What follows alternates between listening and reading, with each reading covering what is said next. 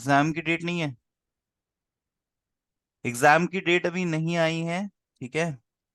आप diploma D pharmacy, diploma in pharmacy का check कीजिएगा नोटिफिकेशन साइट पे, हाँ, ठीक है सर। ठीक है। आ अ, गई है जी सर। मैंने आपको शेड्यूल्स कल बताए थे, उसी को आज हम रिवाइज करेंगे और रिकॉर्डेड क्लास में प्रोवाइड कर दूंगा आपको, ठीक है। Schedules exam point of view से बहुत इंपॉर्टेंट है। ड्रग एंड कॉस्मेटिक एक्ट 1940 और इसके रूल्स आए थे 1945 में, ठीक है। शेड्यूल ए में हम पढ़ते हैं list of forms, proforma formats for applying to open medical store, retail shop और डिस्ट्रीब्यूटरशिप। तो इनके जो लाइसेंस के लिए हम अप्लाई करते हैं उसके फॉर्म के फॉर्मेट दिए हुए हैं प्रोफार्मा, ठीक है। शेड्यूल बी में फीस फॉर द टेस्ट और एनालिसिस। शेड्यूल सी और सी वन में मैंने आपको बताया था बायोलॉजिकल प्रोडक्ट्स आते हैं, स्पेशल प्रोडक्ट्स आते हैं, ऑप्थेल्मिक प्रिपरेशन आते हैं, हार्मोनल फॉर्मुलेशंस आते हैं, है ना, जैसे इंसुलिन के इंजेक्शन हुए। तो सी में आता है बायोलॉजिकल एंड स्पेशल प्रोडक्ट्स और सी वन में आता है अदर स्पेशल प्रोडक्ट्स। वैक्सीन भी इसी का एग्जाम्पल है। तो आप इसके एग्जाम्पल्स याद रखेंगे क्या है। ऑप्थेल्मिक प्रिपरेशन, ऑप्थेल्मिक प्रिपरेशन में आता है आई ड्रॉप्स, ठीक है। ये टॉपिकल टॉपिकल फॉर्मुलेशन में भी आता है ये। टॉपिकल फॉर्मुलेशन क्या होती है, जो हम स्किन पे यूज करते हैं। सिस्टमिक फॉर्मुलेशन क्या होती है, जो ब्लड में जाती है। तो जो हम ओरल रूट से लेते हैं वो आपके जीआई म्यूकोसा को क्रॉस करके एब्जॉर्प्शन के थ्रू ब्लड में जाती है। और डी, डी छोड़ दो, है ना। ई मैंने आपको बताया था। इवन, इवन क्या था, लिस्ट ऑफ पॉइजन्स इन आयुर्वेदा सिद्धा यूनानी मेडिसिनल सिस्टम। एफ में आपको बताया था blood bank and it's component and licensing. फिर जी, जी छोड़ दो।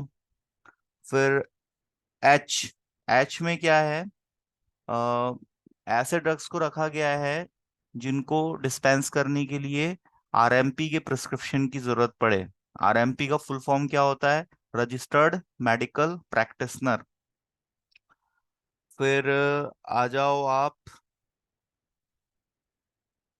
एम पे, ठीक है। M schedule is important for exam point of view. M schedule के थ्री सब टाइप्स हैं, M1, M2 and M3। M, M stand for manufacturing, okay. M schedule में क्या है, गुड मैन्युफैक्चरिंग प्रैक्टिसेस के रूल्स एंड रेगुलेशन दिए हुए हैं।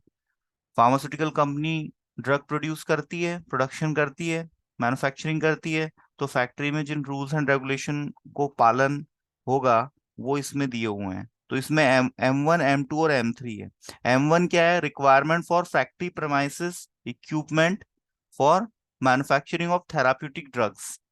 एक होते हैं न्यूट्रास्यूटिकल्स, एक होता है थेराप्यूटिक्स। थेराप्यूटिक्स वो होते हैं जो डिजीज के ट्रीटमेंट में यूज होंगे, उनको हम थेराप्यूटिक एजेंट्स कहते हैं, ठीक है।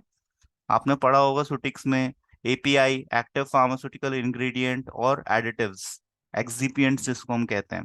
तो एक्सिपिएंट ड्रग्स को सपोर्ट करते हैं और जो थेराप्यूटिक एजेंट है जिसको हम एपीआई कहते हैं वो डिजीज को क्योर और ट्रीट करता है।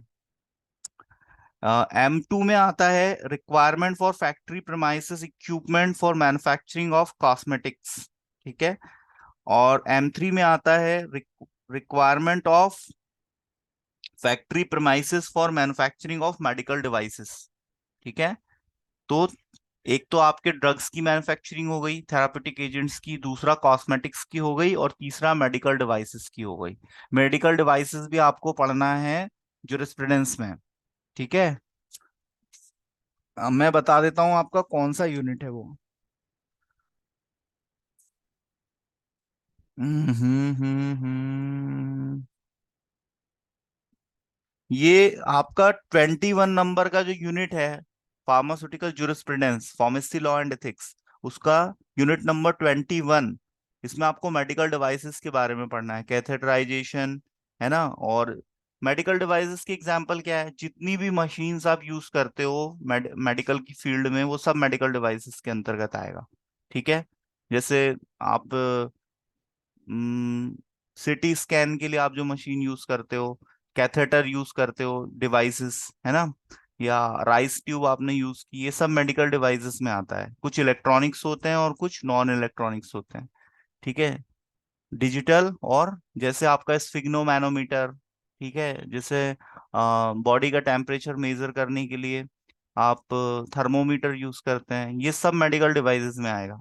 तो ये आपका फार्मेसी लॉ एंड एथिक्स का कौन सा यूनिट है? यूनिट नंबर 21, सबसे लास्ट वाला यूनिट है, ठीक है।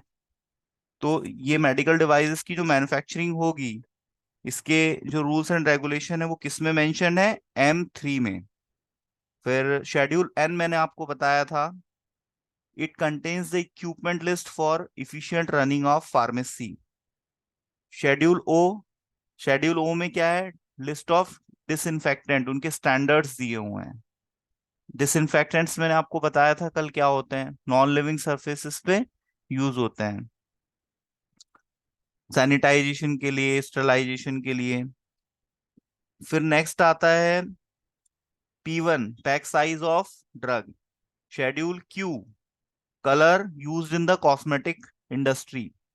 कॉस्मेटिक्स में कलर यूज होते हैं ना, लिपस्टिक में कलर यूज होगा, क्रीम्स में आपने देखा होगा कलर्स यूज होते हैं, कैलामाइन लोशन पिंक कलर का होता है, हेयर डाइज आती हैं, है ना। तो कॉस्मेटिक्स में कलर का काफी इंपॉर्टेंट रोल होता है, तो इसमें कलर्स के स्टैंडर्ड दिए हुए हैं कि किस कौन से कलर्स यूज करने हैं। R1, standard for medical devices. S standard, S छोड़ दो। T, requirement for factory premises and hygiene condition for manufacturing of Ayurveda, सिद्धा और यूनानी। तो शेड्यूल टी में क्या मेंशन किया है? ये जो फैक्ट्रीज हैं जो आयुर्वेदिक प्रोडक्ट्स बनाती हैं, सिद्धा यूनानी के जो फॉर्मुलेशंस बनाती हैं, उसके रूल्स एंड रेगुलेशन इसमें मेंशन है। उसके बाद आता है आपका U1 और U1 में क्या है? रिकॉर्ड ऑफ कॉस्मेटिक्स, ठीक है। यदि कोई इंडस्ट्री कॉस्मेटिक प्रोडक्ट्स बना रही है तो उसके रिकॉर्ड्स उसको मेंटेन करने होते हैं, इंस्पेक्शन के दौरान टीम को दिखाने होते हैं। U1 बताया। Manufacturing and analytical records of drug. मैंने आपको बताया ड्रग एंड कॉस्मेटिक एक्ट, ठीक है, 1940।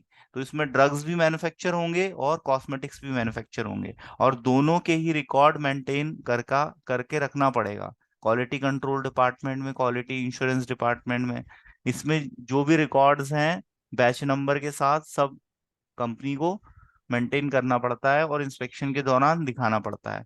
तो यू शेड्यूल में दिया है मैन्युफैक्चरिंग ऑफ ड्रग्स के रिकॉर्ड, और U1 में records of cosmetics. Next schedule आता है V, patent and proprietary medicine. Schedule V में क्या है? Patent and proprietary medicine. कल मैंने आपको बताया था इथिकल मेडिसिन क्या होती है, प्रोप्राइटरी मेडिसिन क्या होती है, ठीक है। Schedule W, it is for generic medicine. X schedule habit forming drugs, और वाई शेड्यूल क्लिनिकल ट्रायल्स के लिए होता है, ठीक है। कल मैंने आपको क्लिनिकल ट्रायल्स के बारे में भी बताया था, और आपको मैंने कहा था कि आप शेड्यूल्स पढ़ेंगे, ठीक है।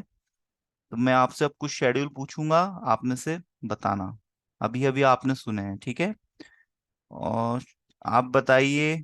अच्छा, एग्जाम पॉइंट ऑफ व्यू से जो इंपॉर्टेंट शेड्यूल है वो भी मैंने आपको बताए थे। एम शेड्यूल आपको पढ़ना है, ठीक है। एक्स शेड्यूल इंपॉर्टेंट है।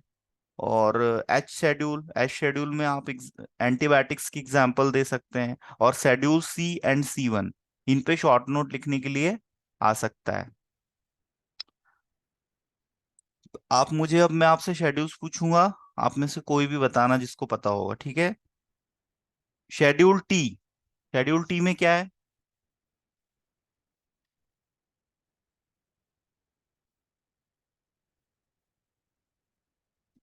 हेलो। गुड मैन्युफैक्चरिंग वो सर शायद फैक्ट्री परमिशन। परमिशन लगती है। शेड्यूल टी में आयुर्वेदा, सिद्धा, यूनानी के फॉर्मुलेशंस के रूल्स एंड रेगुलेशन है। फैक्ट्री प्रेमाइसेस कैसे होगा? यूनानी मेडिसिन। हाँ, वेरी गुड। अब मुझे बताओ schedule M. Manufacturing sir practices. Manufacture of homeopathic drugs. Manufacturing good manufacturing. Good manufacturing practices. तो अब ये किसकी होगी? मेडिकल डिवाइसेस की भी होगी, कॉस्मेटिक्स की भी होगी और थेरापेटिक्स की भी होगी। ठीक है, तीनों की होगी। ओके, अब बताइए शेड्यूल वी के बारे में।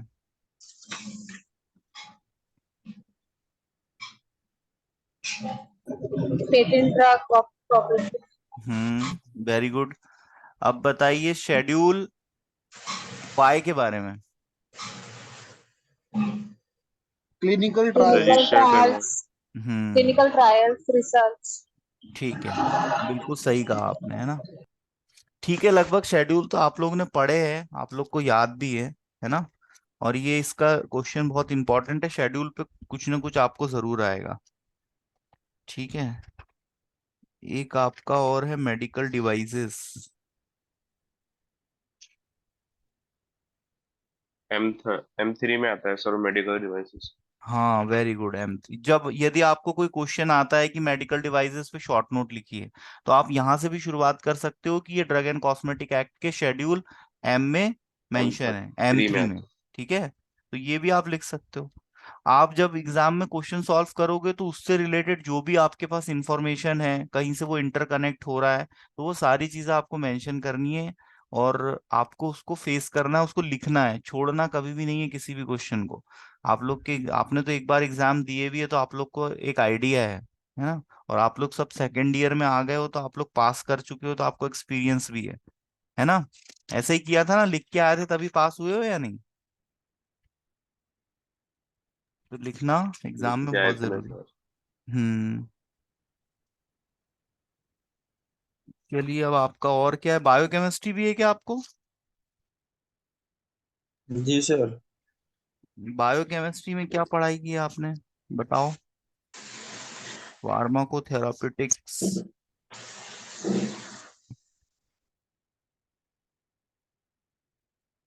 बायोकेमिस्ट्री में आपको कार्बोहाइड्रेट है, प्रोटीन है, लिपिड है,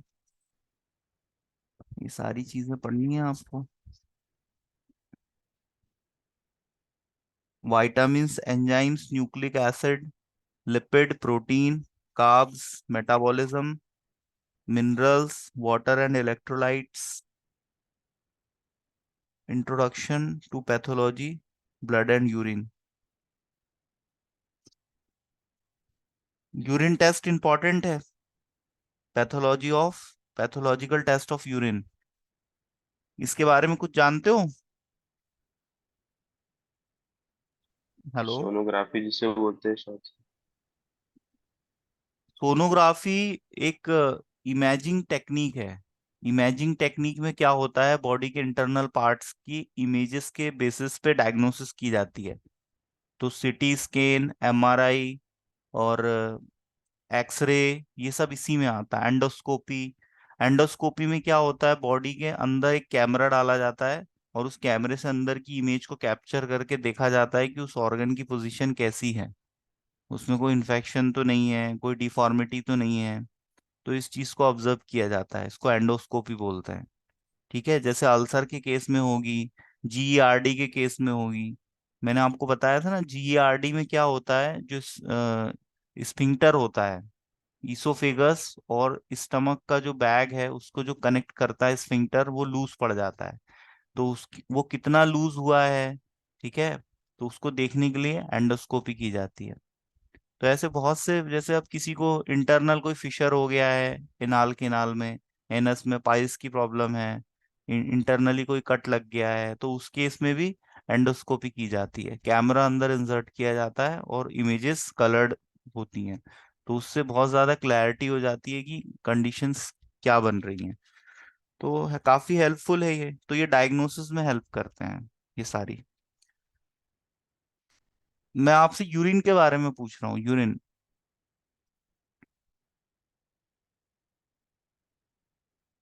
यदि कोई मशीन प्रोडक्शन कर रही है और प्रोडक्ट सही नहीं बना रही है, तो इससे मशीन की हेल्थ का पता चलेगा या नहीं? हम्म हेलो। कोई मशीन यदि किसी प्रोडक्ट को मैन्युफैक्चर कर रही है, जैसे अगरबत्ती बनाने की मशीन है, या चलो टैबलेट बनाने की मशीन है, टैबलेट बड़ी छोटी बन रही। टैबलेट की जब कोटिंग हो रही है तो उसपे कलर का डिस्ट्रीब्यूशन प्रॉपर नहीं है, ठीक है। या टैबलेट बहुत ज्यादा हार्ड बन गई, या टैबलेट काफी कमजोर है, टूट रही है, वो ट्रांसपोर्टेशन के दौरान प्रॉब्लम आ रही है कि वो टूट गई। तो ये सारी प्रॉब्लम्स यदि आ रही है तो इसका एक रीजन ये हो सकता है ना, मशीन सही से काम नहीं कर रही है ना। वैसे ही हमारे यूरिन की कंपोजिशन को देख के हम ये पता लगा सकते हैं बॉडी फिट है या नहीं।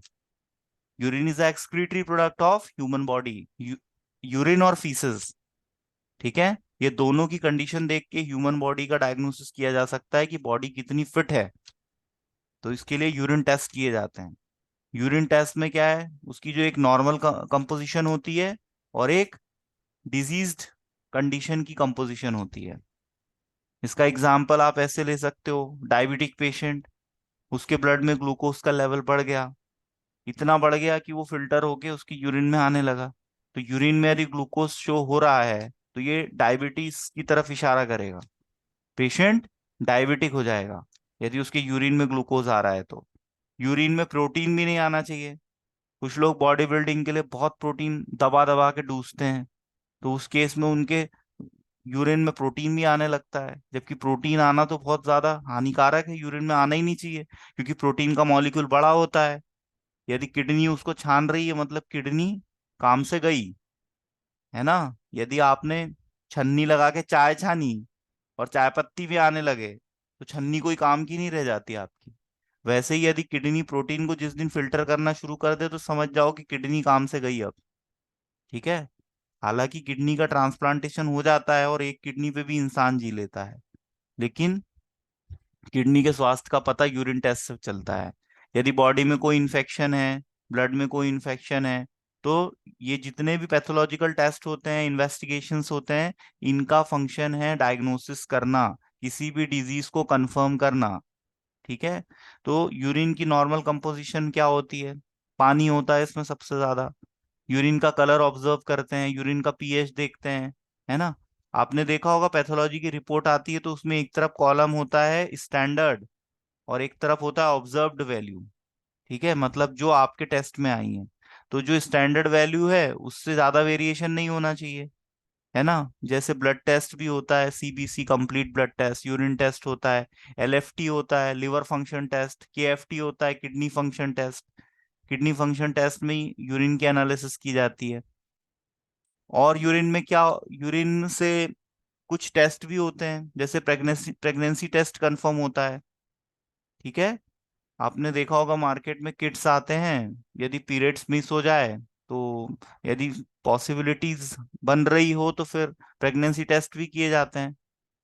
तो किट पे 2 बूंद डालने पे यदि 2 लाइनें आती है पॉजिटिव पिंक कलर की तो पॉजिटिव रिजल्ट है, और एक लाइन बनती है तो नेगेटिव रिजल्ट है। तो यूरिन से प्रेगनेंसी भी कंफर्म हो जाती है, यूरिन से डायबिटीज कंफर्म हो जाता है। यूरिन के थ्रू यदि कोई इन्फेक्शन हो गया है यूरिनरी ट्रैक में, रीनल सिस्टम में, एक्सक्रीटरी सिस्टम में, कहीं पर भी, यूरेटर में, या आपके कॉर्टेक्स पार्ट में किडनी के, या मेडुला पार्ट में, या यूरिनरी ब्लैडर में, या किडनी स्टोन हो गया है, तो ऐसी जो चीजें हैं वो कंफर्म हो जाती है। इसमें क्या है, यूरिन में कैल्शियम मिनरल जो है उसकी क्वांटिटी बढ़ जाती है। किडनी स्टोन में क्या होता है, जब हमारे ब्लड में कैल्शियम का लेवल बढ़ जाता है तो वो बढ़ा हुआ कैल्शियम लम्फ बना लेता है और वो किडनी को ब्लॉक कर देता है। तो किडनी में फिल्ट्रेशन प्रॉपर हो नहीं पाता है, तो फिल्ट्रेशन ना होने की वजह से यूरिन प्रोडक्शन भी कम हो जाता है, यूरिनेशन में पेन सेंसेशन फील होता है, और किडनी में काफी दर्द होता है, जिसको हम पथरी बोलते हैं देसी भाषा में। सर पानी की भी कमी से होता ना? पानी की कमी से भी होता है, हमारी बॉडी में 70% वाटर है, ब्लड में वाटर है, यूरिन में वाटर है, पानी के बिना तो काम चलता नहीं, इसलिए कहा है जल ही जीवन है। यूरिन में भी पानी है, और जितना हमारी बॉडी में पानी जाएगा उतना हमारा यूरिन प्रोडक्शन बढ़ेगा, और यूरिन प्रोडक्शन बढ़ेगा तो हमारी बॉडी डिटॉक्सिफाई होगी, है ना। आपने देखा होगा कई बार हमारे घर के सिंक और नाली चौक हो जाते हैं तो क्या करते हैं, हम भड़बड़ा के 2-3 बाल्टी पानी डालते हैं, तो सर्कुलेशन सही होने की वजह से पूरी जो चौक है वो पूरा निकल जाता है। तो वैसे ही हमारी बॉडी में हम लोग को कम से कम 4-5 लीटर पानी डेली पीना चाहिए, तो इससे हमारा यूरिन गाढ़ा भी नहीं होगा। कोई व्यक्ति सुबह से शाम तक पानी नहीं पी रहा है, मेहनत कर रहा है, पसीना बहा रहा है, पसीना बहाने की वजह से उसकी बॉडी में डिहाइड्रेशन हो गया, तो डिहाइड्रेशन होने की वजह से यूरिन गाढ़ा बनने लगा। अब यूरिन गाढ़ा बनेगा तो ज्यादा एसिडिक हो जाएगा, ज्यादा एसिडिक हो जाएगा तो फिर हो सकता है यूरिनेशन में उसको ईचिंग हो, बर्निंग सेंसेशन फील हो, है ना। तो ये सारी चीजें, यूरिन पास करने में उसको पेन भी हो सकता है। तो इन सब चीजों का ध्यान रखना बहुत जरूरी है। तो यूरिन का डायग्नोसिस किया जाता है लैब्स में, और उसमें मॉर्निंग का फ्रेश यूरिन यूज किया जाता है, तो ज्यादा अच्छे रिजल्ट्स आते हैं। ठीक है, तो ये आपका यूरिन टेस्ट हो गया। इसमें क्रिएटिन देखा जाता है ना। क्रिएटिन तो नहीं आ रहा है कहीं, बहुत सारी चीजें हैं। यूरिन का जो कलर है वो येलो यूरोक्रोम की वजह से होता है। ये एक टाइप का पिगमेंट होता है जो यूरिन को पेल येलो कलर देता है। और यूरिन यदि बहुत ज्यादा ब्लैकिश आ रहा है तो ये भी कुछ किसी न किसी डिजीज कंडीशन की तरफ इशारा करेगा।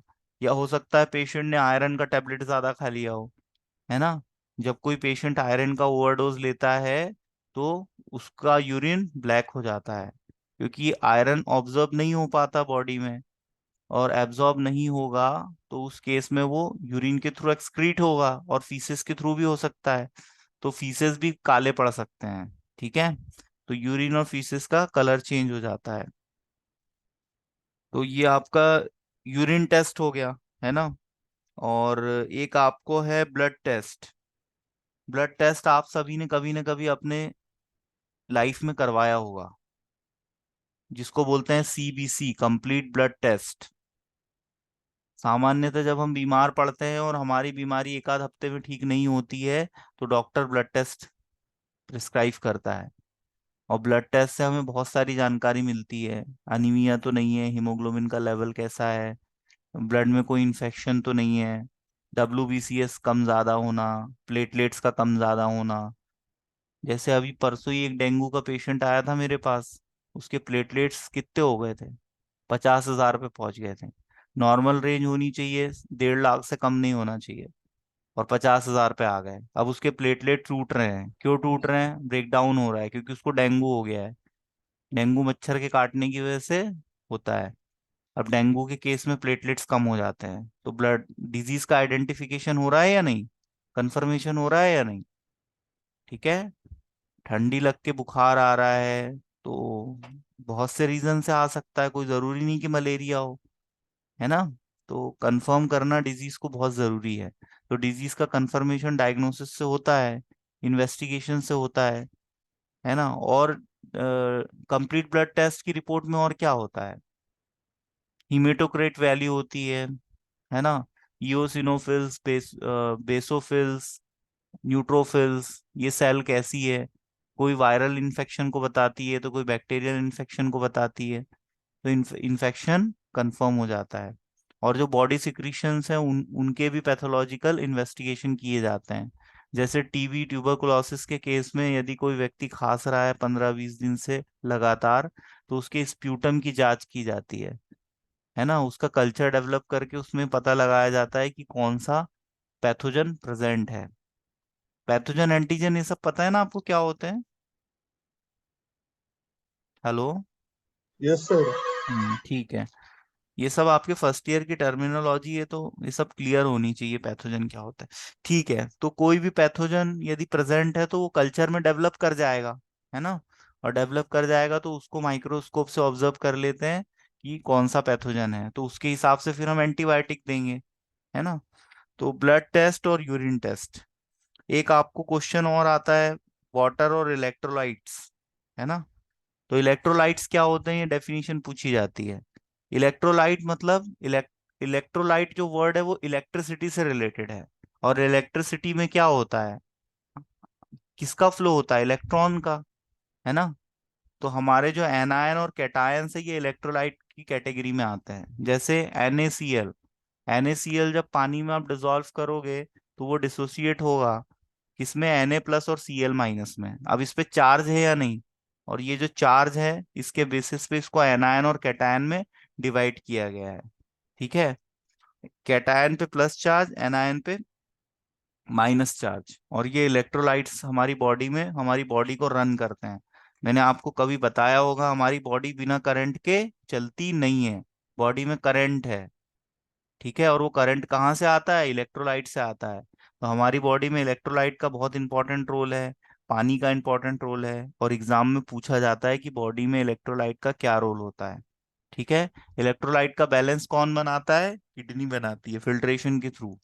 ठीक है, हमारा हार्ट जब पंप करता है ब्लड को, तो 5 लीटर ब्लड पंप करता है 1 मिनट में, और किडनी के पास जाता है 1 लीटर। और वो 1 लीटर में से किडनी कितना छानती है? पहले 100 ml छानती है।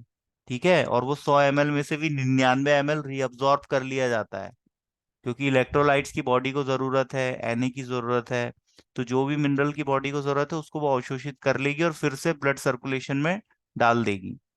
और फिर वो 100 ml में से केवल 1 ml यूरिन फॉर्मेशन होता है 1 मिनट में। ठीक है, तो 1 मिनट में कितना यूरिन फॉर्मेशन होता है? मात्र 1 ml। और कितने में से? 1200 ml में से, एक लगभग 1 लीटर। तो ये हमारा नॉर्मल फिल्ट्रेशन का रेट होता है। ठीक है, अब ऐसे ड्रग्स आपको, जैसे अभी कोलॉजी भी आएगा आगे, तो कोलॉजी में आपको पढ़ना है डायूरेटिक्स और एंटी डायूरेटिक ड्रग्स। तो डायूरेटिक ड्रग्स वो होंगे जो यूरिन के फ्लो को बढ़ा देंगे, और एंटी डायूरेटिक ड्रग्स वो होंगे जो यूरिन के फ्लो को कम कर देंगे, यूरिन के प्रोडक्शन को कम कर देंगे। और बॉडी में जो इलेक्ट्रोलाइट और वाटर का बैलेंस है, ये कौन बनाएगी? किडनी बनाएगी। ठीक है, किडनी के पास एक हार्मोन होता है जिसको हम वैसोप्रेसिन बोलते हैं, वैसोप्रेसिन हार्मोन। ठीक है, ये जो हार्मोन है ये एंटी डायूरेटिक हार्मोन होता है। एंटी डायूरेटिक मतलब यूरिन के प्रोडक्शन को कम करेगा। हमारे किडनी में बैरो रिसेप्टर प्रेजेंट रहते हैं। बैरोमीटर आपने सुना होगा, बैरोमीटर क्या करता है? प्रेशर को मेजर करेगा, प्रेशर को मेजर करेगा। तो हमारी बॉडी में किडनी में जो बैरो रिसेप्टार्स हैं वो प्रेशर को मेजर करके ब्रेन को ये सिग्नल देते हैं कि भाई बॉडी का प्रेशर कम ज्यादा तो नहीं हो रहा है। यदि कम ज्यादा होगा तो उस केस में क्या करेंगे? यूरिन प्रोडक्शन को बढ़ा दिया जाएगा। ठीक है, यूरिन प्रोडक्शन को बढ़ा देंगे तो प्रेशर कम हो जाएगा, क्योंकि बॉडी से फ्लूइड का सिक्रीशन बढ़ जाएगा यूरिन के थ्रू, है ना। और यदि कोई हाइपरटेंशन का पेशेंट है तो हम उसको कौन सा ड्रग देंगे? हाइपरटेंशन के पेशेंट में क्या है? या congestive heart failure, heart attack का पेशेंट है तो उसमें हम डायूरेटिक ड्रग्स देंगे। डायूरेटिक ड्रग्स क्या करेंगे? उसके बॉडी में प्रेशर को कम करेंगे, क्योंकि वो यूरिन के प्रोडक्शन को बढ़ा देंगे। ठीक है, और किडनी डैमेज के केस में क्या होता है? बॉडी में फ्लूइड का रिटेंशन बढ़ जाता है, जिस वजह से इडीमा हो जाता है। इडीमा की डेफिनेशन एग्जाम में आपसे पूछी जाती है। इडीमा मतलब होता है सूजन। ये बॉडी के किसी पर्टिकुलर पार्ट में भी हो सकती है और होल बॉडी में भी हो सकती है। तो इडीमा की डेफिनेशन पूछी जाती है, आप याद रखेंगे। इडीमा मतलब होता है सूजन। ठीक है, और ये सूजन किन केसेस में हो सकता है? यदि किसी पेशेंट को किडनी डैमेज हो गया है, ठीक है, या किडनी में कोई इन्फेक्शन हो गया है, रीनल इंसफिशियंसी जिसको बोलते हैं, या यूरिनरी इन्फेक्शन हो गया है, यूरिनरी ट्रैक में इन्फेक्शन हो गया है, तो उस केस में किडनी प्रॉपर फिल्ट्रेशन नहीं करती है। तो आप खुद अंदाजा लगाओ, छन्नी यदि किसी चीज को छान नहीं रही है तो ओवरफ्लो होगा कि नहीं? हमारी बॉडी में यदि यूरिन का प्रोडक्शन नहीं होगा, यूरिन नहीं बनेगा, तो बॉडी में फ्लूइड का रिटेंशन बढ़ जाएगा, और फ्लूइड का रिटेंशन बढ़ेगा तो बॉडी गुब्बारे जैसी फूल सकती है ना। आप डायबिटिक पेशेंट देख लो, डायबिटिक पेशेंट की बॉडी में भी थोड़ा सा सूजी सूजी सी लगती है, उनकी बॉडी फुली फुली सी। तो वो फ्लूइड रिटेंशन की वजह से ऐसा होता है, क्योंकि खून हो जाता है गाढ़ा, उसमें ग्लूकोज लेवल बढ़ जाता है तो खून गाढ़ा हो जाता है। गाढ़ा हो जाता है तो उसका प्रॉपर फिल्ट्रेशन हो पाएगा क्या किडनी से? आप किसी पतली चीज को आसानी से छान सकते हो या गाढ़ी चीज को आसानी से छान सकते हो? बताओ। पतली चीज को। बिल्कुल सही कहा। तो अब पतली चीज आसानी से छनती, गाढ़ी चीज छनती नहीं है, तो किडनी प्रॉपर फिल्ट्रेशन नहीं कर पाती है, जिस वजह से बॉडी सूजने लगती है। आपने देखा होगा डायबिटिक के पेशेंट दिखते मोटे हैं, फूले फूले से, गदराए से, लेकिन उनका वेट ज्यादा रहता नहीं है। तो सब मतलब उनकी बॉडी में पानी भरा रहता है। वेट तो होता है मसल्स का और बोन का, इनका वेट ज्यादा होता है इन कंपैरिजन ऑफ फ्लूइड से। तो आपको वाटर और इलेक्ट्रोलाइट्स के बारे में पढ़ना है, इनका डिस्ट्रीब्यूशन, कौन से इलेक्ट्रोलाइट्स हैं हमारे बॉडी में, उनका क्या फंक्शन होता है, वाटर का क्या फंक्शन है, और इलेक्ट्रोलाइट की कंपोजिशन। ठीक है। Dietary intake of electrolyte, electrolyte balance, dehydration क्या होता है ना, ओआरएस क्या होता है, ये भी आपको पढ़ना है। Oral rehydration therapy, sorry, oral rehydration therapy, इसमें ओआरएस दिया जाता है। डायरिया हो गया, पेशेंट को लूज मोशन हो गया, बॉडी से बहुत ज्यादा वाटर एक्सक्रीट हो गया, तो वाटर एक्सक्रीशन की वजह से बॉडी काफी वीक हो जाएगी। ठीक है। गर्मी के दिनों में डिहाइड्रेशन हो जाता है, यदि आप धूप में जाते हो, कोई हार्ड वर्क करते हो, काफी स्वेटिंग होती है, तो स्वेटिंग की वजह से आपकी बॉडी में डिहाइड्रेशन हो जाता है। डिहाइड्रेशन मतलब पानी की कमी। तो पानी की कमी को दूर करने के लिए क्या देते हैं, ओआरएस, ओरल रिहाइड्रेशन थेरेपी। और डायरिया के केस में देंगे, डिसेंट्री के केस में देंगे। डिसेंट्री हो जाती है ना जिसमें सर वाटर लाइक, आवाज नहीं आ पा रही है। आवाज सभी को नहीं आ रही क्या? आ रही सर। सर हमको आ रही है। आ रही है। देखो, कम्युनिकेशन में एक होता है सेंडर, एक होता है रिसीवर। आई एम सेंडर और आप रिसीवर हो, आप मेरी वॉइस रिसीव कर रहे हो। यदि मेरे कॉर्नर से कोई प्रॉब्लम होगी तो किसी को भी वॉइस नहीं जाएगी। अभी सर जैसे चार आवाज नहीं आ रही है सर। चार स्टूडेंट क्लास अटेंड कर रहे हैं, यदि तीन को आवाज जा रही है और एक को नहीं जा रही है, तो इसका मतलब है कि आपको आपके डिवाइस में कुछ चेंजेस करने की जरूरत है। या तो आपका नेट कनेक्शन स्लो है, या आप अपनी पोजीशन चेंज करें। आप जिस भी कमरे में, वहां देखें नेटवर्क रहता है नहीं रहता है, तो इस चीज़ को थोड़ा सा इंश्योर करें। आपके मोबाइल में नेट पैक होना चाहिए। आप स्पीड चेक कर सकते हैं, ओकला जो आता है ना, गूगल पे डाल के कि आपके मोबाइल की स्पीड कैसी है। आपको ऑनलाइन क्लास अटेंड करने के लिए कम से कम 20 Mbps से ज़्यादा की स्पीड हो, तो ज़्यादा अच्छे से आप ऑनलाइन क्लास अटेंड कर सकते हो। ठीक है। तो आप थोड़ा सा अपने डिवाइस में कुछ चेंजेस लाएं, तो आपको रिलीफ मिल जाएगा। मिनरल्स के बारे में आपको पढ़ना है। मिनरल तो हमारी बॉडी में, आपने 9th 10th में मिनरल्स के बारे में पढ़ा होगा। बायोकेमिस्ट्री में आपका वाइटामिन्स है, वाइटामिन्स के बारे में भी पढ़ा है आपने। मिनरल्स के बारे में कुछ बताइए। मैक्रो मिनरल्स होते हैं, माइक्रो मिनरल्स होते हैं। माइक्रो जो कम क्वांटिटी में चाहिए, <100 mg। और मैक्रो, मैक्रो वो जो थोड़ा ज्यादा क्वांटिटी में चाहिए। ज्यादा क्वांटिटी में क्या चाहिए, कैल्शियम। शैलकॉल जो आता है टैबलेट, वो 1000 mg का रहता है। कैल्शियम की नीड क्या है, 1000 mg पर डे। लेकिन वहीं पर जो दूसरे मिनरल्स हैं उनकी क्वांटिटी हमें कम चाहिए, तो उस बेसिस पे ही इसको डिवाइड किया गया है, मैक्रो और माइक्रो। ठीक है। हमें कौन से मिनरल की जरूरत होती है, अब कोई लेडी प्रेग्नेंट हो गई है तो उसको कैल्शियम दिया जाता है, आयरन दिया जाता है, वाइटामिन के टॉनिक दिए जाते हैं, ताकि उसके बेबी में कोई भी चीज की डेफिशिएंसी ना हो, प्रॉपर डेवलपमेंट हो।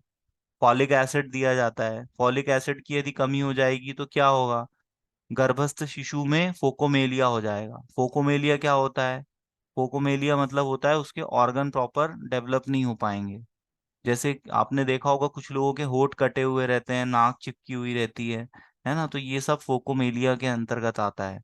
तो प्रेग्नेंट लेडी को जो न्यूट्रिशन दिया जाता है, वो मिनरल्स दिए जाते हैं, वो सब बॉडी में काफी इंपॉर्टेंट रोल प्ले करते हैं, क्योंकि ये हॉर्मोन्स और एंजाइम्स का प्रोडक्शन करते हैं। जैसे पेनक्रियाज आपका इंसुलिन तब बना पाएगा जब उसके पास जिंक होगा। Zinc is a mineral. तो जिंक किसके प्रोडक्शन में हेल्पफुल है, इंसुलिन के। अब बताओ, इंसुलिन नहीं बन पाएगा यदि जिंक की कमी हो जाएगी, तो हमें एक्सटर्नली जिंक लेना पड़ेगा या नहीं। हमें जितने भी मिनरल्स हैं हमें एक्सटर्नल सोर्सेज से लेने होते हैं, ये हमारे बॉडी प्रोड्यूस नहीं कर पाती है। तो हम जो कुछ फूड कंज्यूम करते हैं उससे हमारी बॉडी में प्रॉपर मिनरल्स का जाना बहुत जरूरी है। कहते हैं ना, दूध पीना चाहिए, दूध पीने से कैल्शियम मिलता है बॉडी को, है ना। तो दूध पीने से बॉडी को कैल्शियम मिलेगा, और कैल्शियम का हमारी बॉडी में बहुत इंपॉर्टेंट रोल है। कैल्शियम की डेफिशिएंसी से बहुत प्रॉब्लम आती है, मसल्स क्रैम्स होते हैं, बोन्स टीथ कमजोर पड़ जाते हैं, ऑस्टियो ऑस्टियोमेलेसिया हो जाता है, ऑस्टियोपोरोसिस हो जाता है ना। और आर्थराइटिस के केस में भी दिया जाता है कैल्शियम पेशेंट को, गाउट के केस में दिया जाता है, गठियावात जिसमें जोड़ों में दर्द होता है, तो इन सब डिजीज के ट्रीटमेंट में। और ओल्ड एज पेशेंट को, जो जैरिएट्रिक्स पेशेंट्स होते हैं, बूढ़े पेशेंट है ना, जिनकी एज 60+ हो गई है, तो उनको जेरेटिक्स की कैटेगरी में रखा गया है, तो उनको भी कैल्शियम दिया जाता है। तो इसमें आपको सारे मिनरल्स के रोल पढ़ने हैं। जैसे थायरॉक्सिन हार्मोन का प्रोडक्शन कब होगा, जब बॉडी को आयोडीन मिलेगा। आयोडीन किससे मिलता है? नमक से, है ना। तो आयोडीन से थायरॉक्सिन का प्रोडक्शन होगा। यदि थायरॉक्सिन बढ़ जाएगा तो हाइपरथायरॉयडिज्म हो जाएगा, थायरॉक्सिन कम होगा तो हाइपोथायरॉयडिज्म हो जाएगा, और दोनों ही डिजीज्ड कंडीशन है। बॉडी की जो होम्योस्टेसिस है वो डिस्टर्ब हो जाएगी। ठीक है। और भी मिनरल्स हैं, जैसे आपका सेलेनियम हुआ। यदि किसी वुमेन में इनफर्टिलिटी का प्रॉब्लम आ रहा है तो उसको सेलेनियम दिया जाता है, क्योंकि सेलेनियम की डेफिशिएंसी से जो ओवा है, अंडा है, उसकी मेम्ब्रेन प्रॉपर डेवलप नहीं हो पाती और अंडे का साइज छोटा रह जाता है। तो फर्टिलिटी के लिए ओवरी में जो एग का प्रोडक्शन हो रहा है उसका जो डायमीटर है वो कम से कम 18 से 26 mm के बीच में होना चाहिए। लेकिन सोनोग्राफी सिटी स्कैन में जो मेंस्ट्रुअल साइकिल्स की स्टडी होती है ना, डॉक्टर बुलाता है सेकेंड डे थर्ड डे आओ, और फिर सोनोग्राफी होती है, फिर वो बताता है कि अंडे छोटे बन रहे हैं। तो अंडे छोटे बनने का एक कारण फॉलिक एसिड के साथ साथ सेलेनियम भी है। तो सेलेनियम के फिर टैबलेट्स दिए जाते हैं, तो फिर उससे अंडा प्रॉपर साइज का बनने लगता है और इनफर्टिलिटी की प्रॉब्लम दूर हो जाती है। तो मिनरल्स का हमारी बॉडी में बहुत इंपॉर्टेंट रोल है। और मिनरल किस कैटेगरी में आते हैं? न्यूट्रास्यूटिकल्स। शॉर्ट नोट लिखने के लिए आता है न्यूट्रास्यूटिकल्स क्या होते हैं, तो न्यूट्रास्यूटिकल्स में मल्टीविटामिन टैबलेट कैप्सूल सिरप्स आते हैं। ठीक है।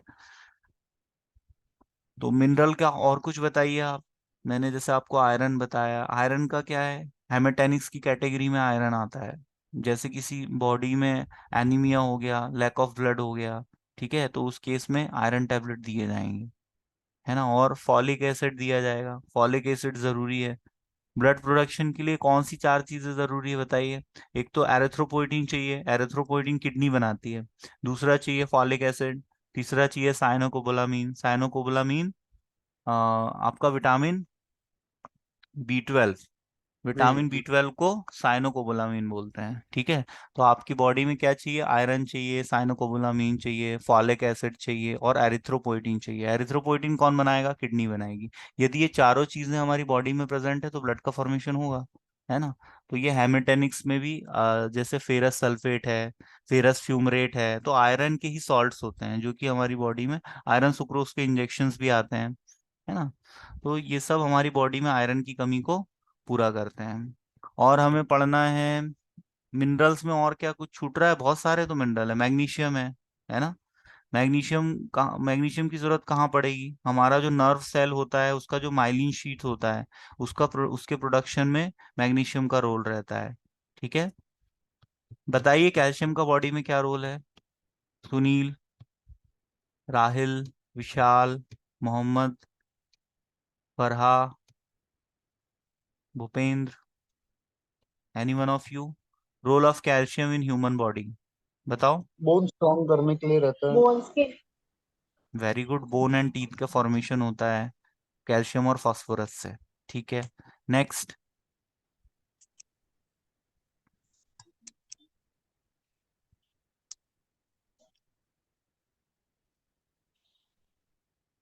कैल्शियम का रोल एग्जाम में पूछा जाता है, इंपॉर्टेंट है बायोकेमिस्ट्री में।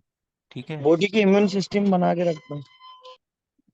कैल्शियम का इम्यून सिस्टम में क्या रोल है बताओ।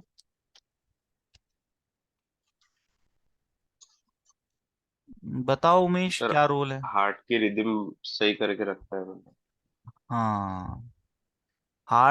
हमारे हार्ट में कौन से मसल्स होते हैं? कार्डियक मसल्स होते हैं, कार्डियक स्मूथ मसल्स। और मसल्स कार्डियक के मसल। कॉन्ट्रैक्शन में कैल्शियम का रोल होता है। ठीक है। मसल्स के कॉन्ट्रैक्शन के लिए कैल्शियम बहुत जरूरी है। अब जो लोग जिम जाते हैं आपने देखा होगा वो लोग कैल्शियम खाते हैं, सर्कुलेशन है ना। उन वो दौरान लोग,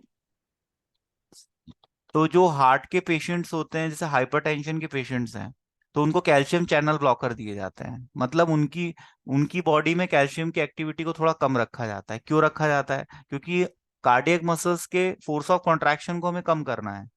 क्योंकि ऑलरेडी जैसे हाइपरटेंशन का पेशेंट है तो ब्लड प्रेशर उसका बढ़ा हुआ है। यदि कार्डियक मसल्स बढ़िया शानदार पंप करेंगे तो प्रेशर कम होगा क्या? नहीं होगा। तो उनको कैल्शियम चैनल ब्लॉकर दिए जाते हैं। तो ये कैल्शियम का रोल क्या होता है मसल्स कॉन्ट्रैक्शन के लिए? हमारे मसल्स में एक्टिन और मायोसिन नाम के दो प्रोटीन होते हैं, और इन प्रोटीन का जो एक्टिवेशन होता है वो कैल्शियम ही करता है। तो हमारी बॉडी में कहीं भी यदि मसल्स कॉन्ट्रैक्शन हो रहा है तो उसके लिए कैल्शियम रिस्पॉन्सिबल है। और यदि कैल्शियम की कमी हो जाए तो मसल्स में क्रैम्स आने लगते हैं, क्योंकि उसमें प्रॉपर कॉन्ट्रैक्शन नहीं होता है और मसल्स कमजोर पड़ जाते हैं और धीरे धीरे वो पैरालाइज होने लगते हैं। तो बढ़ती एज के साथ क्या सर होता है फिर से जिस सर फिर से बताइए, आप तब बता रहे थे ना, तब बंद हो गया था ऑटोमेटिक। चलो कोई बात नहीं। मसल्स कॉन्ट्रैक्शन के लिए दो प्रोटीन रिस्पॉन्सिबल होते हैं, एक्टिन एंड मायोसिन। ठीक है, मायोसिन प्रोटीन कहाँ पर होता है? मसल्स में प्रेजेंट रहता है। ठीक है, तो इनको एक्टिवेट कौन करता है? कैल्शियम एक्टिवेट करता है। Calcium work as a messenger, एक मैसेंजर की तरह काम करता है कैल्शियम। ठीक है, तो मसल्स में यदि कॉन्ट्रैक्शन नहीं होगा तो मसल्स वीक फील करेंगी। मसल्स का काम ही है मूवमेंट, मसल्स स्केलेटल सिस्टम से कनेक्टेड है और दोनों कोऑर्डिनेशन में मूवमेंट परफॉर्म करते हैं। कैल्शियम की कमी हो जाएगी तो कॉन्ट्रैक्शन रिलैक्सेशन मसल्स का प्रॉपर नहीं होगा, जिस वजह से मसल्स में नमनेस आ जाएगी, है ना, मसल्स पैरालाइज भी हो सकते हैं। बढ़ती एज के साथ क्या होता है, बॉडी में कैल्शियम का एब्जॉर्प्शन कम हो जाता है ना। कैल्शियम हमारी बॉडी में कहाँ पर एब्जॉर्ब होता है? डिओडेनम में, है ना। आपने स्मॉल इंटेस्टाइन पढ़ी होगी, उसके तीन पार्ट होते हैं, जैसे डिओडेनम, जिजिनम और इलियम। तो डिओडेनम जो पार्ट होता है वहां से कैल्शियम अवशोषित होता है, लेकिन जो ओल्ड एज पेशेंट्स होते हैं उसमें कैल्शियम को प्रॉपर अब्जॉर्ब नहीं हो पाता है, तो जिस वजह से उनकी बॉडी में डेफिशिएंसी हो जाती है। तो डेफिशिएंसी की वजह से उनके मसल्स में नंबनेस आ जाती है ना। अब आप देखो, एक यंग के मसल कितने बढ़िया रहते हैं और वहीं एक बूढ़े व्यक्ति के मसल सब झूल जाते हैं, लटक जाते हैं, और भी बहुत से कारण है।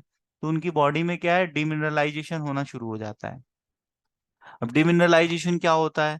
हमारे बॉडी में स्केलेटल सिस्टम में और टीथ में, बोन में जो कैल्शियम प्रेजेंट है उसको बॉडी यूज करने लगती है, तो वो वहां से चूसने लगता है। और वहां से वो चुस के यदि ब्लड में आ जाएगा तो बॉडी उसको यूज तो कर लेगी, लेकिन फिर बोन्स कमजोर हो जाएगी, टीथ कमजोर हो जाएंगे। इसलिए आपने देखा होगा बढ़ती एज के साथ दांत टूट जाते हैं, है ना, दांत कमजोर हो जाते हैं। तो ये सारी प्रॉब्लम्स आती है, बाल झड़ने लगते हैं, तो ये सब विटामिन मिनरल की कमी की वजह से ये सब होता है ना। और इम्यून सिस्टम में तो मैंने कभी पढ़ा नहीं कि कैल्शियम का कोई रोल हो, और उमेश बता रहा है, तो उमेश बताओ कहाँ पर रोल है, क्या करता है कैल्शियम इम्यून सिस्टम के साथ?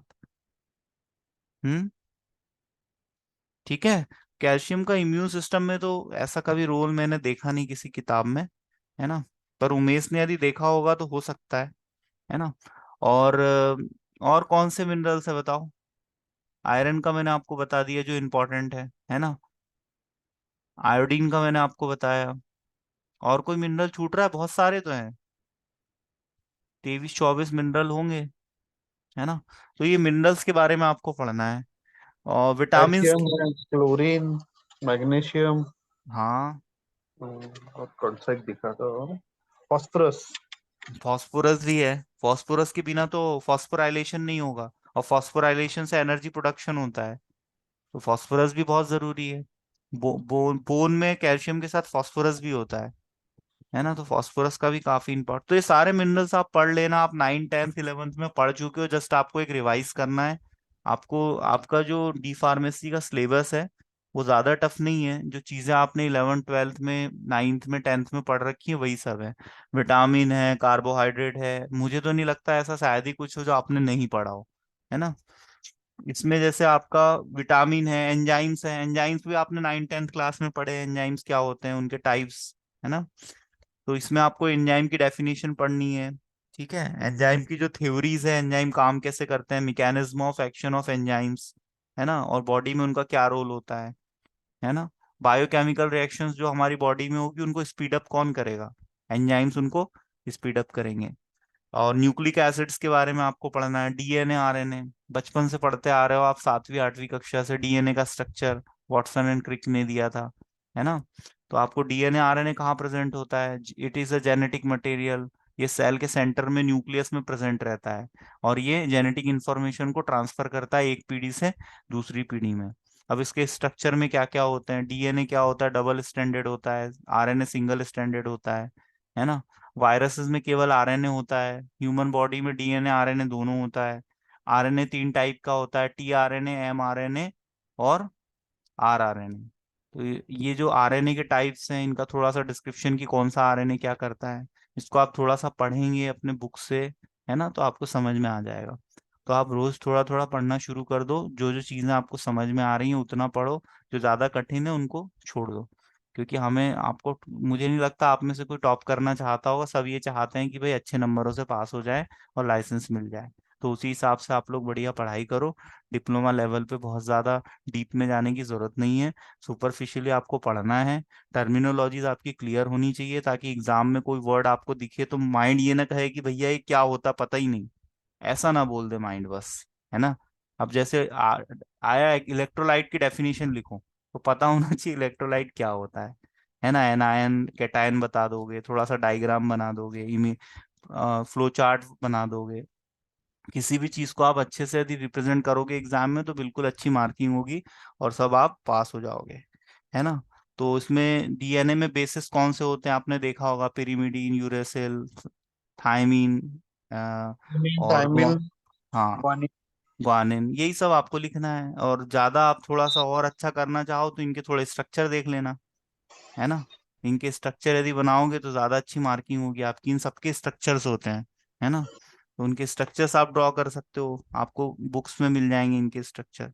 तो डेफिनेशन क्या होती है न्यूक्लिक एसिड की, प्यूरिन pyrimidine बेसिस के बारे में डिस्क्रिप्शन, है ना। और न्यूक्लियोटाइड, न्यूक्लियोटाइड क्या होते हैं, वही न्यूक्लियोटाइड डीएनए आरएनए, है ना। हाँ। इनका फुल फॉर्म क्या होता है, ये भी कभी कभी एग्जाम में पूछ लेते हैं, डीऑक्सी राइबो न्यूक्लिक एसिड और राइबो न्यूक्लिक एसिड। अच्छा। फिर लिपिड्स के बारे में आपको पढ़ना है। आप खाना तो रोज ही खाते हो, तेल खाते हो, तेल से हमें क्या मिलता है हमारी बॉडी में, आपने बोल सुना होगा ना, कोलेस्ट्रॉल बढ़ गया तेल कम खाओ। तेल कम खाने की डॉक्टर सलाह देता है ना।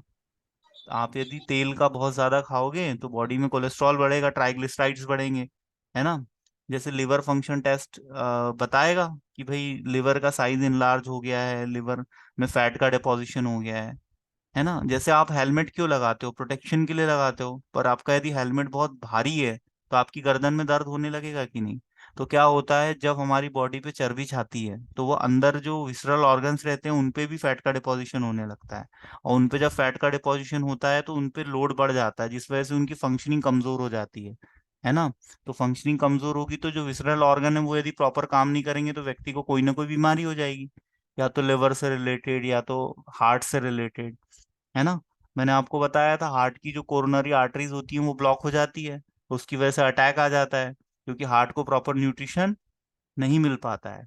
तो बॉडी में कहीं ना कहीं कोलेस्ट्रॉल और ट्राइग्लिसराइड्स का लेवल एक रेफरेंस रेंज में ही होना चाहिए, उससे ज्यादा बढ़ने पे बहुत सारी प्रॉब्लम्स आती हैं।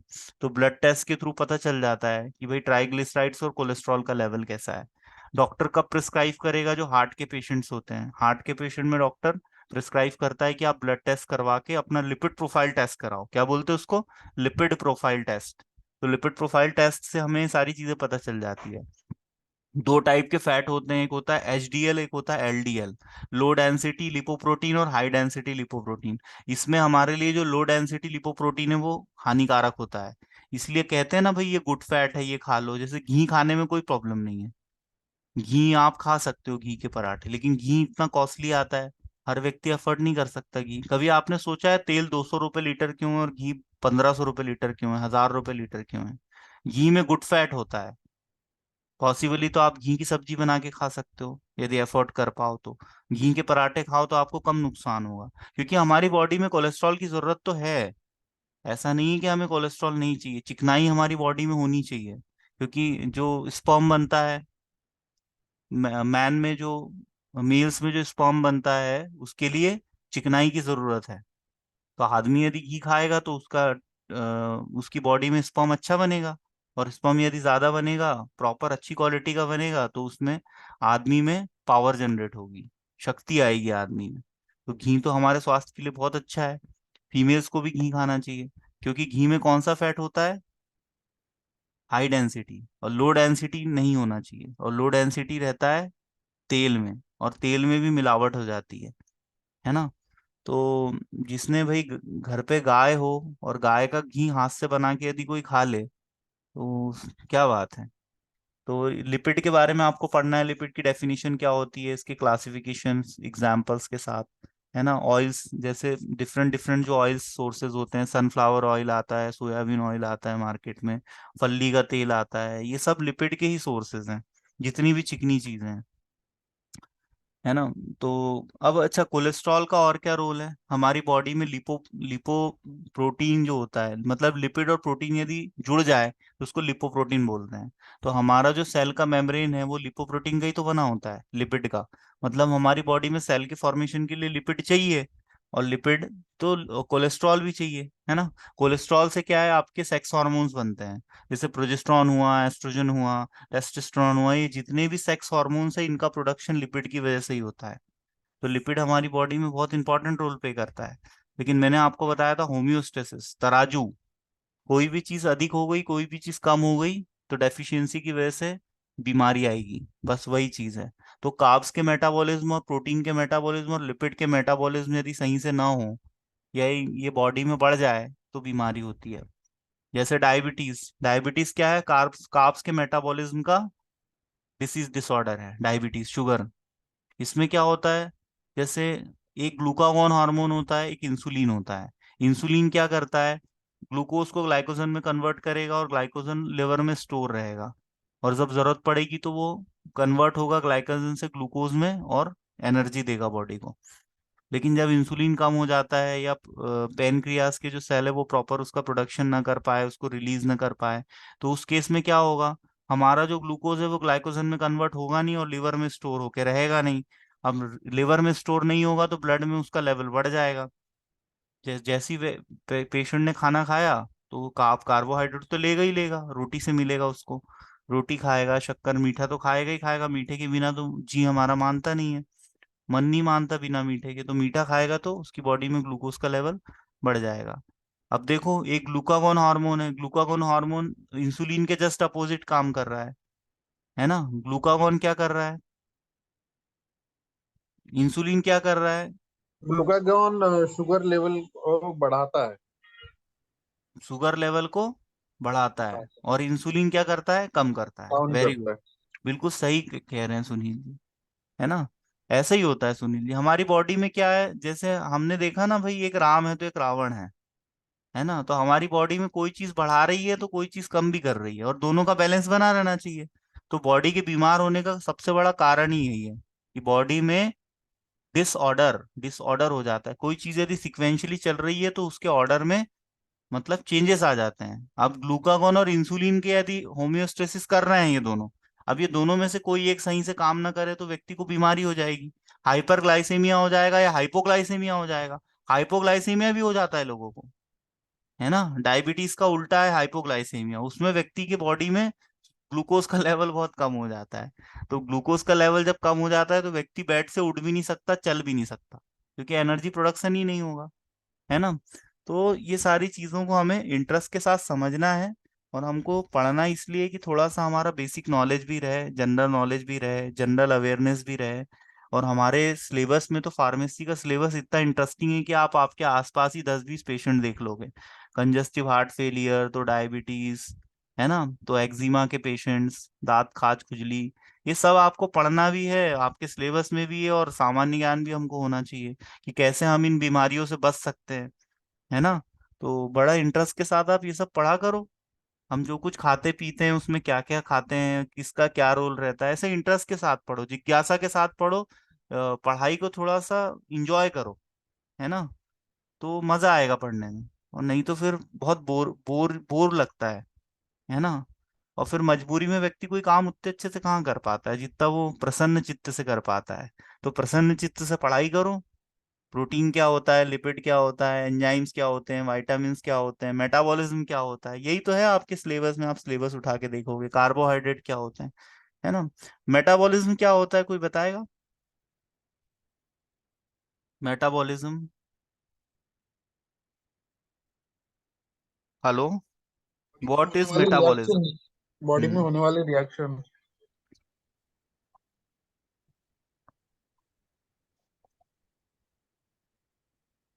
आपके आसपास जितने कंस्ट्रक्शन है सब ईटा से हुए हैं, है ना, लेकिन सब कंस्ट्रक्शन अलग अलग है। आपका पड़ोसी मकान बनाएगा तो वो भी ईटा मंगाएगा, आप मकान बनाओगे तो आप भी ईटा मंगाओगे, लेकिन आप दोनों अपने अपने हिसाब से ईटा यूज करते हैं। तो हमारी बॉडी ने केला खाया, सेब अंगूर खाया, रोटी खाई, तो रोटी से हमको कार्बोहाइड्रेट मिलेगा। कार्बोहाइड्रेट ब्रेक डाउन होगा उसकी स्मॉल यूनिट में, है ना। जैसे आपका घर पूरा ईटा से बना हुआ है, हमारी बॉडी सेल से बनी हुई है, वैसे ही क्या है, कार्बोहाइड्रेट का भी तो एक स्मॉल यूनिट होगा। ग्लूकोज, माल्टोज, गैलेक्टोज, फ्रक्टोज, ये स्मॉल यूनिट है, ठीक है। जिसमें सबसे यूज हमारी बॉडी क्या करती है, ग्लूकोज यूज करती है। तो ग्लूकोज कार्बोहाइड्रेट के टूटने से ही तो बनता है। आपने जो रोटी खाई, तो उससे क्या ग्लूकोज में टूटेगी वो रोटी, और फिर बॉडी उसको यूज करेगी, ठीक है। आपने जैसे तेल खाया, घी खाया, तो वो टूटेगा आपका लिपिड में, ठीक है। आपने जैसे प्रोटीन खाया, तो प्रोटीन का स्मॉल यूनिट क्या होता है, अमाइनो अमाइनो एसिड। एसिड्स। तो अमाइनो एसिड्स में जब ये टूट जाएगा छोटे छोटे में, तो बॉडी इसको अपने हिसाब से यूज करेगी, है ना। बॉडी क्या करेगी, जैसे आपने देखा होगा, हार्मोन्स और एंजाइम बना लेगी उससे। हार्मोन्स और एंजाइम बहुत ज्यादा जरूरी है, प्रोटीन के बने होते हैं, है ना। तो ये जितना भी हमने न्यूट्रिशन लिया है, तो बॉडी इसको यूज कर रही है कि नहीं। तो इसको बॉडी यूज कैसे कर रही है, इसको तो बोलते हैं मेटाबॉलिज्म। तोड़ना और फोड़ना और जोड़ना, तोड़ फोड़ के जोड़ना, इसको बोलते हैं मेटाबॉलिज्म। ये कहाँ होता है, लिवर में होता है। लिवर कैसे करता है, लिवर के पास बहुत एंजाइम होते हैं। Liver is called house of enzyme. Liver के पास बहुत सारे एंजाइम होते हैं, वो काट छाट करते रहता है, तोड़ फोड़ करते रहता है। अब जैसे उसको इंसुलिन बनाना था, तो उसके पास अमाइनो एसिड तो मिल ही गया उसको प्रोटीन से, तो उसने क्या किया, 51 अमाइनो एसिड्स को जोड़ के एक चैन बना ली, और उसने इंसुलिन बना लिया, और उसमें जिंक डाल दिया, बन गया इंसुलिन। तो बॉडी में इंसुलिन बना या नहीं, कैसे बना, हमने जो डाइट ली उससे बना। तो हमारी डाइट बहुत ज्यादा जरूरी है। इंसान यदि अपनी डाइट पे फोकस करे, तो इंसान बहुत स्वस्थ रह सकता है। मैं हमेशा अपनी क्लासेस में बताता हूँ कुछ ऐसी चीजें कि इंसान स्वस्थ रहे। तो उसमें एक इम्पॉर्टेंट पार्ट होता है डाइट। डाइट बहुत जरूरी है। इनपुट रहेगा तभी आउटपुट आएगा। किसी के बाल झड़ रहे हैं तो कोई कारण से झड़ रहे हैं। किसी की यदि सेक्सुअल परफॉर्मेंस डाउन हो गई तो किसी कारण से हो गई। कोई व्यक्ति की बॉडी कमजोर हो गई है, किसी कारण से हुई है। किसी को नींद नहीं आ रही है, उसके भी कारण है। नींद भी हार्मोन से आती है, भूख भी हार्मोन से लगती है। अब बताओ, हार्मोन कम हो गए तो ना नींद आएगी ना भूख लगेगी। तो हो रहा है कि नहीं बॉडी में प्रॉब्लम। बॉडी का एनर्जी लेवल ही बहुत ज्यादा डाउन है, थका थका सा महसूस कर रहा है व्यक्ति। शाम को जब जॉब से लौट रहा है, तो उसमें इतनी एनर्जी नहीं है कि वो हंस मुस्कुरा के अच्छे से एनर्जी के साथ कोई बात कर ले, गेम खेलने चला जाए, है ना। तो बॉडी का एनर्जी लेवल भी कम नहीं होना चाहिए। और हमको कंपनीज रिवाइटल बेचती है ये कह के कि जियो जी भर के, जियो जी भर के। कुछ नहीं रहता है, जो हम पढ़ रहे हैं यही सब रहता है। डाइट को इम्प्रूव कर लो, तो ये कितना इंटरेस्टिंग है बायोकेमिस्ट्री। बायोकेमिस्ट्री में हम बायोमोलिक्यूल्स के बारे में पढ़ते हैं, और हमारी बॉडी में कितने सारे बायोमोलिक्यूल्स हैं। एक क्वेश्चन आया था कि भाई बायोमोलिक्यूल्स को एक्सप्लेन करो, तो स्टूडेंट कंफ्यूज हो रहे थे, अरे पूरी बायोकेमिस्ट्री में पूरे बायोमोलिक्यूल्स ही तो पढ़ना है, जो मर्जी आए वो लिख देते, सब तो बायोमोलिक्यूल है। बायोमोलिक्यूल, बायो मतलब क्या, लिविंग, जिंदा। मॉलिक्यूल मतलब क्या, जो जिंदगी को बरकरार रख रहे हैं। तो जिंदगी को क्या बरकरार नहीं रख रहा है, ये बताओ। क्या बिना विटामिन के काम चल जाएगा, या बिना मिनरल के काम चल जाएगा, कार्ब्स के काम चल जाएगा, प्रोटीन के। कोई भी एक चीज पूरी तरह से हटा दो, व्यक्ति मर जाएगा, क्योंकि उसको सबकी जरूरत है। और जरूरत है लेकिन बैलेंस्ड। ऐसा नहीं कि भाई दबा के आपने कार्बोहाइड्रेट खाना शुरू कर दिया, शुगर हो जाएगा आप। आपने बहुत ज्यादा प्रोटीन खाना शुरू कर दिया, किडनी डैमेज हो जाएगी आपकी। जो बॉडी बिल्डिंग करते हैं वो खूब प्रोटीन खाते हैं, दबा दबा के प्रोटीन पीते हैं, किडनी खराब हो जाती है उनकी। क्यों खराब हो जाती है किडनी, मैंने आपको बताया ना, प्रोटीन का मॉलिक्यूल बड़ा होता है, किडनी पे बहुत लोड पड़ता है उसका, लिवर पे लोड पड़ता है, उसको मेटाबोलाइज करना पड़ता है। मेटाबोलाइज करके उसको बॉडी से एक्सक्रीट भी तो करना है। अब किडनी ब्लड में ये सारी चीजें यदि बढ़ जाएगी, तो ऑस्मोटिक प्रेशर भी डिस्टर्ब हो जाएगा। ऑस्मोटिक प्रेशर पता है ना क्या होता है, ऑस्मोटिक प्रेशर में डिसबैलेंस आ जाएगा। तो ये सब चीजें एक दूसरे से कनेक्टेड है। तो इसको आप बढ़िया इंटरेस्ट के साथ पढ़ो, अपने नॉलेज को इम्प्रूव करने के हिसाब से पढ़ो, और अपनी डेली लाइफ रूटीन में इसको थोड़ा सा फील करो, है ना। है ना, जैसे आपका WHO सब गाइडलाइंस देता है कि आपको क्या कितना खाना है, आपको फैट कितना खाना है, कार्ब्स कितने खाने हैं, है ना। हर चीज के गाइडलाइंस है कि एज में आपको कैल्शियम की नीड कितनी है ना। अब जैसे कोई लैक्टेटिंग वुमेन है, तो उसकी कैल्शियम की नीड बढ़ जाएगी। कोई प्रेग्नेंट वुमेन है, तो उसकी न्यूट्रिशनल जो रिक्वायरमेंट है उसमें भी फ्लक्चुएशन आएगा, है ना। अब उसको ऑब्वियसली ज्यादा ही लगेगा। कोई जेरिएट्रिक पेशेंट्स है, तो उसको कैल्शियम शुरू कर देना चाहिए। क्यों, क्योंकि उसको नेचुरल सोर्सेज से बॉडी उतना गेन नहीं कर पाती है, तो फिर उसको टैबलेट्स पे डिपेंड होना पड़ता है। इसलिए आपने देखा होगा 50-55 के बाद लोग थोड़े थोड़े कैल्शियम के टैबलेट्स खाना शुरू कर देते हैं। तो कहीं ना कहीं ये गलत नहीं है, क्योंकि डाइजेशन भी कमजोर हो जाता है। अब डाइजेशन के लिए एंजाइम्स की जरूरत पड़ेगी, और बॉडी यदि एंजाइम प्रॉपर नहीं बनेंगे तो खाना पचेगा क्या? नहीं पचेगा। और यदि डाइजेशन ही वीक रहेगा तो आपका जो फूड कंज्यूम किया है उसमें से न्यूट्रिशन आपकी बॉडी अवशोषित कर पाएगी क्या? नहीं कर पाएगी। तो मेटाबॉलिज्म बहुत जरूरी है। अब कोई व्यक्ति दिन रात खा रहा काजू किशमिश, खूब घी पी रहा है, लेकिन वो हेल्थी नहीं हो पा रहा है, उसके मसल्स नहीं बन पा रहे हैं। क्यों नहीं बन पा रहे? क्योंकि मेटाबॉलिज्म नहीं है उसमें, उसकी बॉडी उस चीज को यूटिलाइज नहीं कर पा रही है। आपने यदि सारी फूड फूड आपने कंज्यूम किया और आपकी बॉडी ने यदि उससे चीजों को अवशोषित नहीं किया, मतलब मेटाबॉलिज्म आपका कमजोर है। और डाइजेशन, ये दो चीज यदि आपकी कमजोर है तो आपकी बॉडी कमजोर पड़ जाएगी। डाइजेशन और मेटाबॉलिज्म दोनों चीजें। तो मेटाबॉलिज्म जो बना है वो कैटाबॉलिज्म से बना है और एनाबॉलिज्म से बना है। कैटा मतलब टूटना, काटना, काटेंगे तो छोटी होगी चीज। तो कैटाबॉलिज्म मतलब टूटना, एनाबॉलिज्म मतलब जुड़ना। जैसे अमाइनो, जैसे प्रोटीन से अमाइनो एसिड में टूट गया तो ये क्या होगा? कैटाबॉलिज्म होगा। और यदि अमाइनो एसिड से जुड़ के बॉडी ने इंसुलिन बना लिया तो ये क्या होगा? एनाबॉलिज्म होगा। तो कैटाबॉलिज्म और एनाबॉलिज्म को साथ में बोलते हैं मेटाबॉलिज्म। और मेटाबॉलिज्म बहुत जरूरी है बॉडी के लिए। ये जितने भी बायोकेमिकल रिएक्शंस है, हार्मोन के फॉर्मेशन है, एंजाइम के फॉर्मेशन है, ये सब इस प्रोसेस से होते हैं। और जो व्यक्ति का साइज बढ़ता है, बॉडी का मसल्स का साइज बढ़ता है। जब हम पैदा हुए थे छोटे से थे, 2 किलो 1.5 किलो का हमारा वजन था। अब व्यक्ति जब 30 साल का हुआ तो बढ़िया 60-70 किलो वेट हो गया, है ना? तो ये सारी चीजें कैसे पॉसिबल हुई? मेटाबॉलिज्म से। अब मेटाबॉलिज्म नहीं रहेगा तो व्यक्ति तो छोटा ही रह जाएगा। तो मेटाबॉलिज्म बहुत जरूरी है। ठीक है, मेटाबॉलिज्म आपको पढ़ना है ना? इसमें आपको ग्लाइकोलाइसिस, ये सारी चीजें।